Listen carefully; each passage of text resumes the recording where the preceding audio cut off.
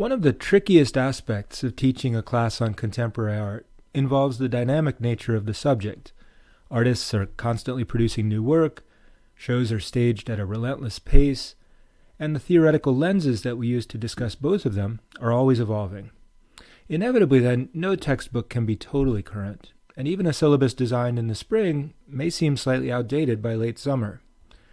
So some classes in contemporary art just acknowledge their limits and end in the year 2000 or 2010 or some similarly convenient date in the past.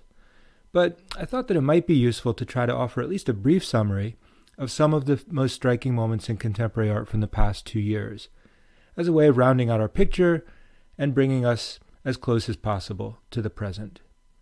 And to do that, we might start with a series of protests that shook the art world in 2019.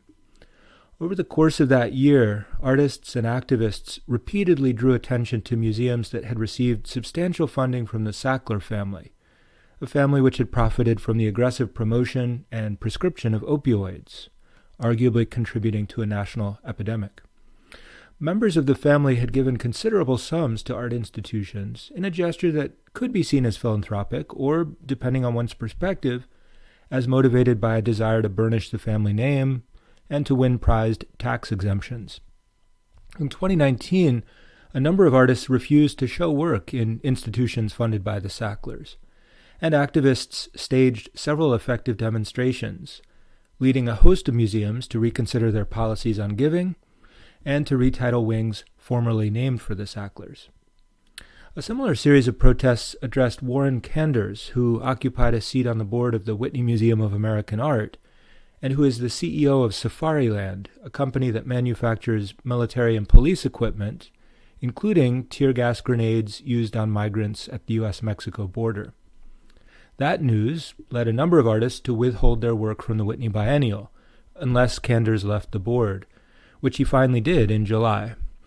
Clearly then, in the summer of 2019, artists were willing to hold institutions accountable for their associations, and to exert real pressure in order to exact change. But artists weren't merely pressuring institutions, they were also reimagining them and giving them new looks. One of the most talked about and most visible installations of 2019 involved the addition of 4 large sculptures by the Kenya-born artist Wangechi Mutu to the niches that punctuate the facade of the Metropolitan Museum of Art in New York City. The Met historically has featured an encyclopedic and heavily historical collection. Its primary focus has not traditionally been on contemporary art. Looking to increase its relevance, the museum thus began to consider asking an artist to work within the niches, which had never been filled before. The Met reached out to Mutu, who had exhibited a combination of sculptural, animated, and collaged work, united around hybrid forms and apocalyptic overtones, at the 2015 Venice Biennale.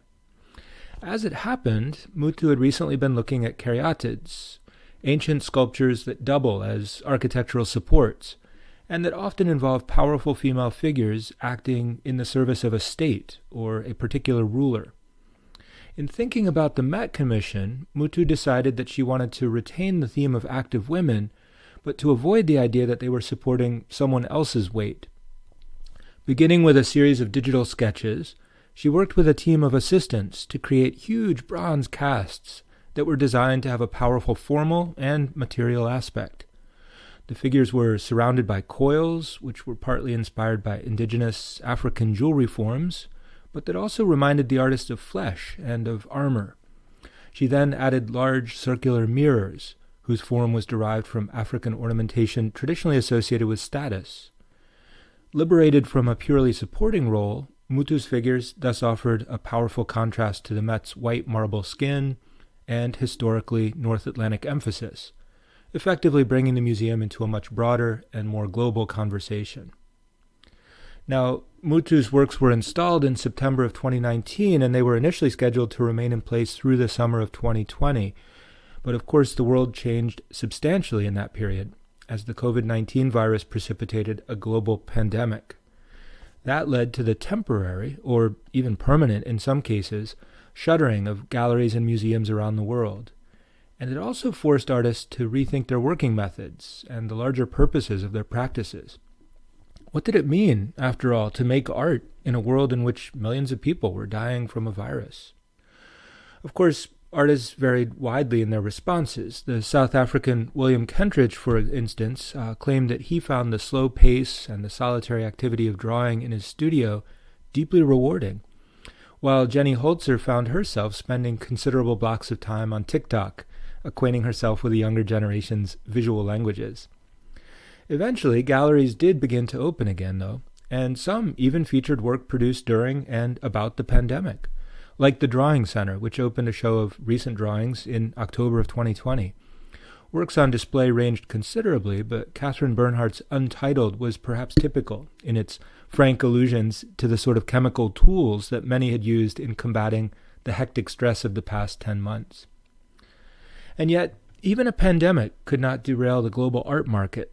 Again and again, observers were stunned by the prices paid at auctions across 2020 and 2021. For old master works, sure, but also for works of contemporary art. In June of 2020, a Helen Frankenthaler painting from 1975 sold for $7.9 million, shattering the artist's previous record. And in the same year, a work by Amy Sherald, who was barely known before 2017 when she was commissioned to paint the official portrait of Michelle Obama, sold for $4.3 million after an intense 15-minute-long bidding war. But perhaps the most eye-opening development involved the growing popularity of NFTs, or non-fungible tokens, which used digital blockchain technology in selling unique digital files of works, such as a collection of the first 5,000 images in a daily series by an artist named Beeple. In March of 2021, the so-called Everydays sold for $69 million, leading some art world observers to conclude that images had effectively become a form of capital, while others worried out loud about what such inflation might do to the market in future years. That, of course, remains to be seen, but it's certainly clear, in any event, that the world of contemporary art continues to assume new, exciting, and unpredictable forms in a world that's constantly evolving.